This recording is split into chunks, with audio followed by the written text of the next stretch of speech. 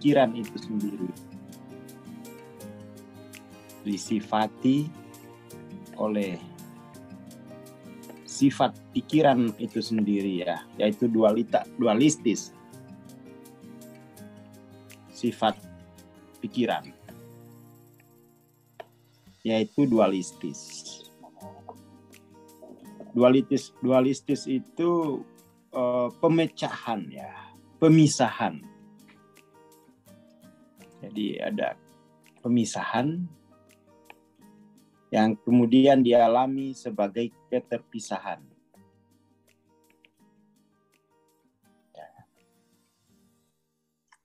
Jadi pikiran itu menghasilkan pemisahan, lalu dialami sebagai perasaan keterpisahan, yang kemudian itu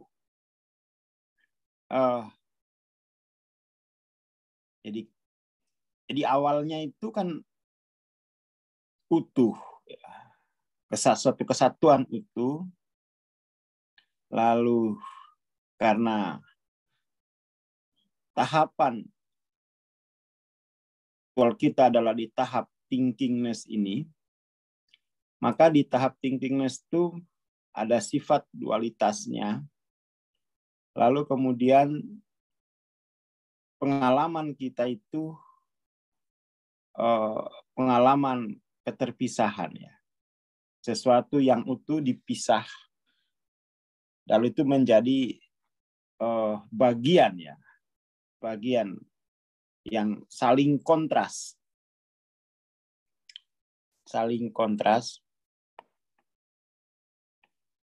jadi bagian saling terpisah ya, lalu saling kontras, saling berlawanan. Jadi intinya ini adalah polaritas ya. Ada polaritas.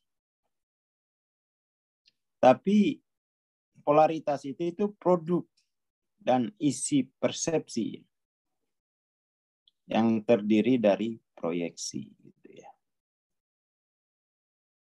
Oh, ini sifat alamiah gitu, sifat alamiah dari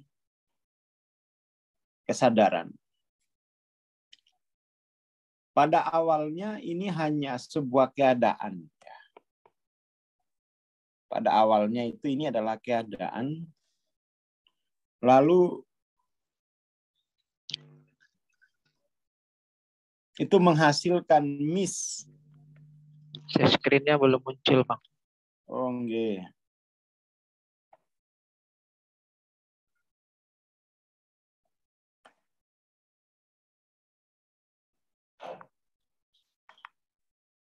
Jadi mestinya ini adalah hanya sebuah keadaan sementara ya. Keadaan sementara itu kemudian tuh menghasilkan miss. Miss itu apa? Misidentifikasi ya. Tapi karena keadaan yang sementara ini dialami dalam waktu lama, ya, jadi maka kemudian tuh miss itu naik ke tingkat yang lebih berbahaya, yaitu disidentifikasi. Di tahap disidentifikasi inilah keadaan itu menjadi set of belief.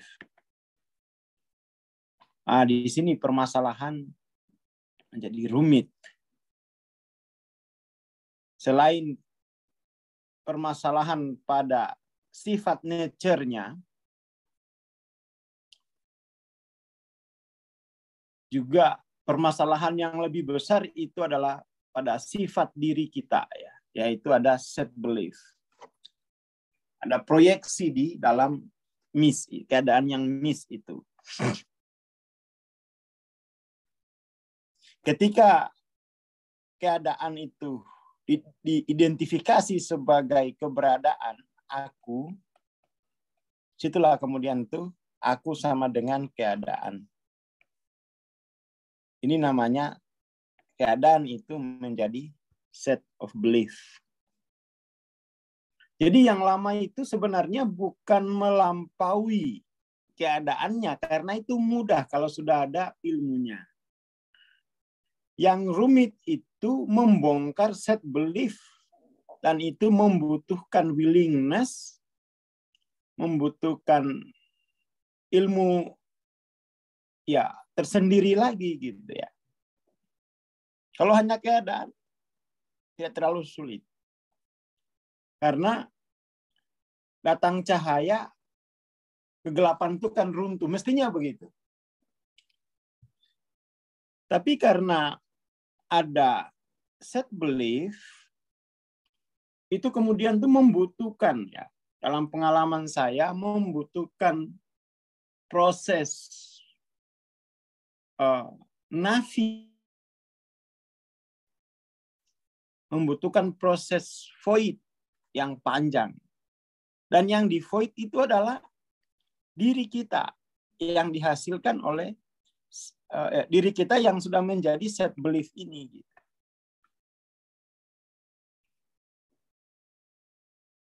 Ya, seperti itu ya. Jadi sebenarnya evolusi spiritual itu mudah. Tapi karena ketambahan set belief ini, itu jadi rumit. Dan setiap orang tuh punya tantangan tersendiri ya. Apakah set belief-nya itu hanya ideologi akademis misalnya, atau itu bahkan sudah menjadi ideologi budaya sebagai ruh zaman. Nah, itu tambah berat lagi. Tambah berat lagi gitu. Di situ evolusi menjadi lambat ya. Jadi lambat. Ini yang paling harus dibedakan. Kalau miss itu enggak apa-apa, keadaan apa namanya ini? Keadaan bingung sebelum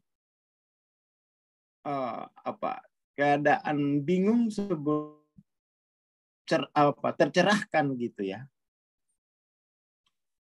Jadi mestinya memang alimnya kita itu alim setelah miss, tapi kadang-kadang miss telah menjadi dis. Itu proses menjadi alim itu lebih berat.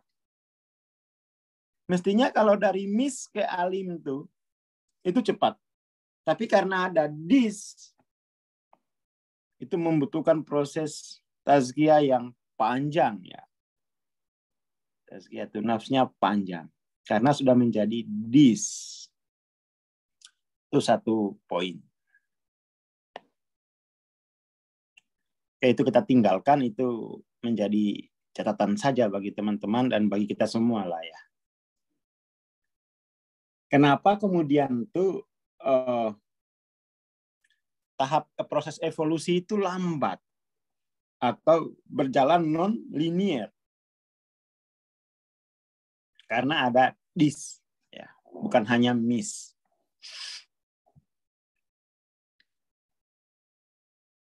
Kita lanjut. Posisi ego mengembangbiakan dirinya sendiri karena diam-diam ia mencari imbalan dari emosi. Ini masih kita coba hubungkan dengan yang pertama tadi ya. Jadi ketika terbiasa disidentifikasi, padahal miss-nya ini belum diilmui ya, maka ego akan terus melakukan kebiasaannya. Apa kebiasaannya? Selalu menambahkan aku pada setiap keadaannya. Karena dia masih belum bisa memahami sifat dari pikirannya. Jadi ada dua hal yang harus diselesaikan ya. Ini adalah sifat dari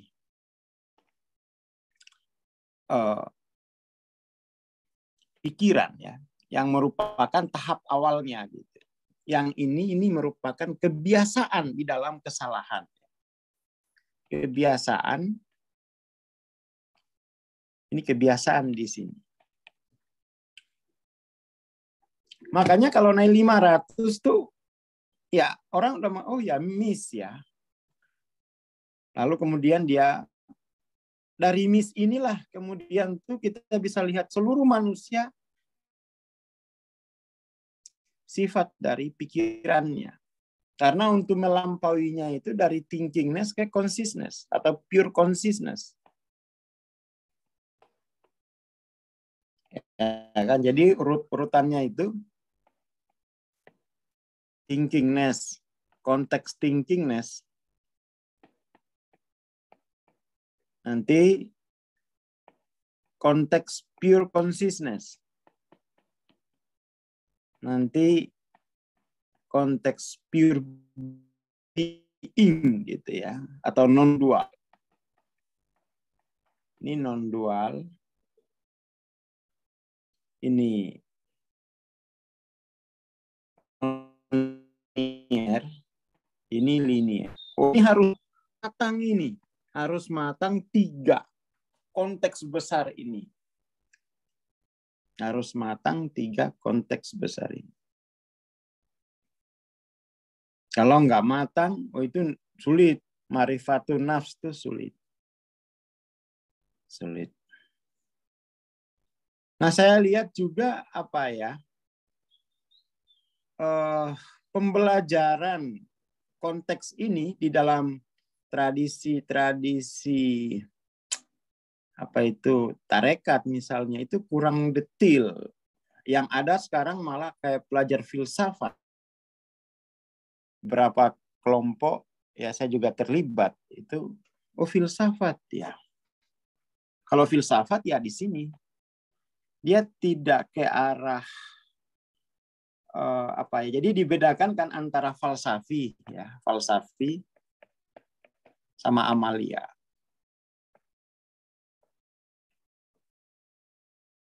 Ya itu mungkin harus ditambah ya.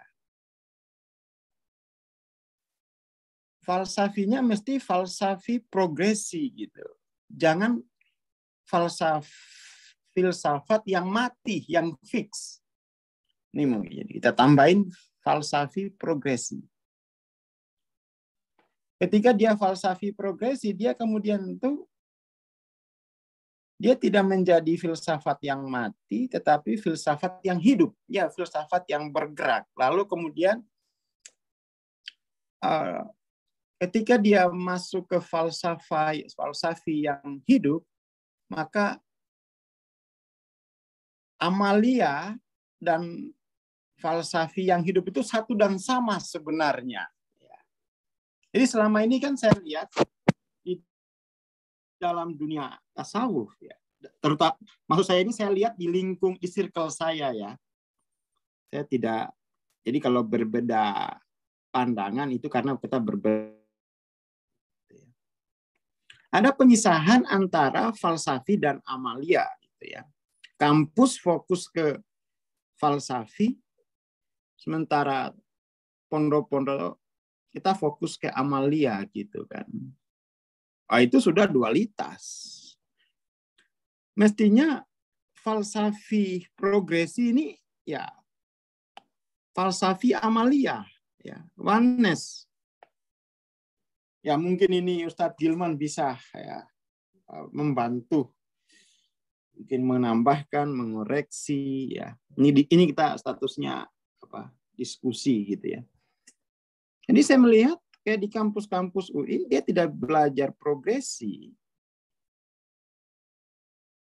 Dia hanya belajar falsafi gitu ya.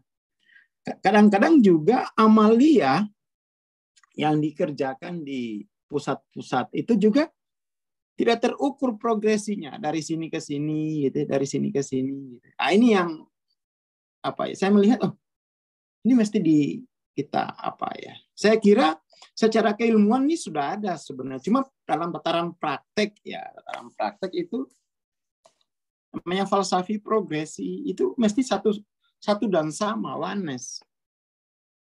Linier dan non-linier itu kan linier itu adalah aspek non-linier dari aspek indrawi dari yang non-linier. Jadi tidak boleh pisah. Kalau pisah itu nanti nanti berarti akar kediriannya tidak pada ilallah. Tidak. Terutama yang ini, itu nanti tidak menuju ilallah dia. Kalau hafal safito. Karena itu, linier itu kan terbatas oleh lingkungan. Ya. Terbatas oleh teks dan semacam itu. Padahal itu harus dilampaui gitu. Ya ini apa namanya itu, ya sedikit.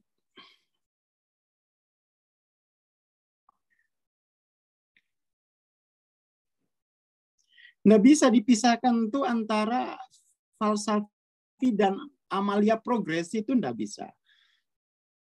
Dia harusnya itu yang bikin falsafi itu dia nggak boleh dimulai dari bawah ya. Dia mestinya geraknya itu gerak apa namanya ini, nggak boleh dimulai dari bawah. Dia dari non dual dulu gitu. Hierarkinya itu kontinu. Dari non-linier, nanti baru linier.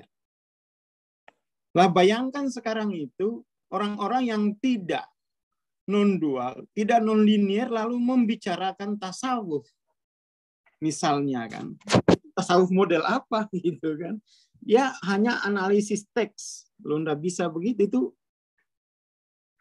tidak ada tradisi begitu gitu kan. Mestinya itu dari non-dual ke non-linier ke linier. Nah mungkin kita bisa mencapai non-dual itu dengan linearitas, nggak bisa. Nggak bisa. Jadi mestinya dari sini langsung ke sini dulu gitu. Dari sini langsung ke sini dulu, baru turun lagi. Dari manapun dia mesti ilallah dulu deh, source of self-nya. Itu ilallah, baru nanti dia membuat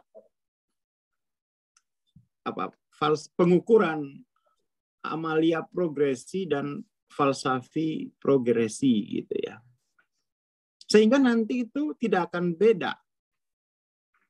Tapi kalau ada yang mulai dari sini, ada mulai dari sini ya udah kacau, akhirnya jadi macam-macam ini itu macam-macam aliran misalnya. Ini yang di pondokan tuh kadang-kadang tuh amalianya bagus, tapi amalia yang tinggal ditambahin progresi lah ya, tinggal ditambahin progresi. Itu yang ya karena kita ini juga kan dari hasil amalia ya. Saya awalnya itu enggak belajar falsafi amalia, tapi saya lihat ini mesti tinggal ditambahin dikit amalia progresi gitu ya. Lalu falsafinya falsafi yang berakar pada amalia progresi gitu ya. Jadi kalau begini ini enggak tuntas ini. Ini hanya menghasilkan aksioma-aksioma, berhenti pada aksioma kalau dari bawah ke atas. Ya, aksioma tentu bukan iman ya. Aksioma itu cara berimannya orang filsafat. Tuhan sebagai aksioma itu ya filsafat kan itu. Jadi Tuhan itu semacam objek matematis untuk melengkapi kecacatan bawaan dari nalar gitu kan. Nah, kalau yang non-dual ini Tuhan itu bukan aksioma. tetapi Tuhan itu adalah akar dari kedirian kita, source of self. Dan itu tidak perlu menjadi aksioma, karena kenapa? Loh, akar diri masing-masing kok harus diyakini itu gimana? Dalam pengertian itu harus dijadikan asumsi aksioma, kan loh aneh.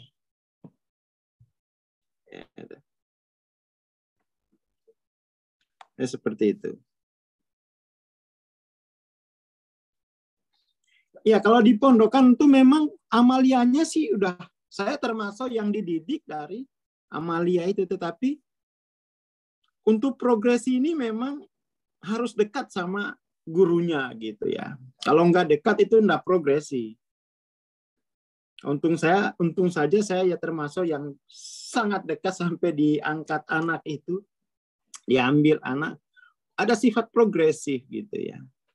Dan saya kira sebenarnya ada sih sifat progresif itu, tapi tidak terpetakan gitu ya. Dalam amalia itu pasti ada progresi, hanya saja tidak terpetakan itu, sehingga kemudian semua orang memulai dari mengulang-ulangi progresi yang sama gitu kan ya.